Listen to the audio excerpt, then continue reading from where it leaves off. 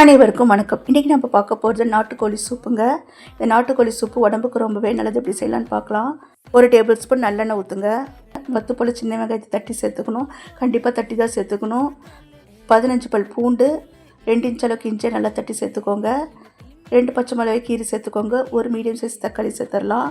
சேர்த்துட்டு 3/4 teaspoon சோம்புத்தூள், 3/4 teaspoon ஜீரகத்தூள், 1/2 teaspoon மிளகுத்தூள் சேர்த்துடலாம். சேர்த்துட்டு இதில் 1/2 kg சிக்கனை நான் நல்லா க்ளீன் பண்ணி வச்சுருக்கிறேன். போட்டுட்டு நல்லா வதக்குங்க.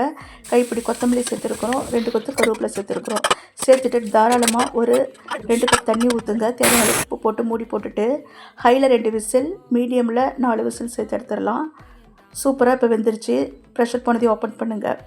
இப்போ இதை நம்ம பவுலுக்கு ட்ரான்ஸ்ஃபர் பண்ணிடலாம். இந்த நாட்டுக்கோழி சூப்பு பார்த்திங்கன்னா ரொம்பவே உடம்புக்கு நல்லதுங்க. இதில் எலும்புக்கு நல்லா ஸ்ட்ரென்த்து கொடுக்கும். திசு வளர்ச்சிக்கு ரொம்பவே நல்லது. அதிக அளவு ப்ரோட்டீன்ஸ் இருக்குது. நன்றி, வணக்கம்.